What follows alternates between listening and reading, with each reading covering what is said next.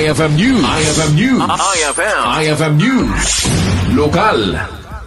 Impasingked ti mangimatmaton ti Comelec lawag nga agtuloy ti barangay ng SK elections itatawin iti laksid nga da iti pending motion iti Senado ang makanselar basar ken kuana ket awampay tinaipakaamo kada kwada ang itantan nga eleksyon ken kasapulan ang matungpal ti barangay ng SK elections gaputa adon dagiti mangkidkid daw iti daytoy. Tapo iti pagbaga ti boss tayo DJ Manila agtultuloy iti preparation tayo ta mukit kitaan tayo ngamin apo is by 2028 at damanin iti presidential election. So the preparation starts as early as 2027 apo. So we're hoping adalat tamot iti activity iti Comelec and dito apong oro disagsaganan tayo this upcoming election. Kabayatan na umanamong iti baysa kadagiti botante ang matuloyan iti barangay and SK elections.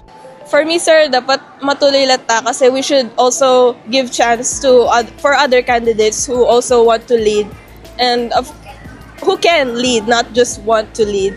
And kadigi jay met dati nga agserserbi niya kayat dalat at agserbi ket no may kandaman ti chance nga agserbi manen ket mayat lang ulay. Mainaig iti daytoy ket no comment iti maysa abotante iti daytoy nga issue. Sir, I can't comment on that po.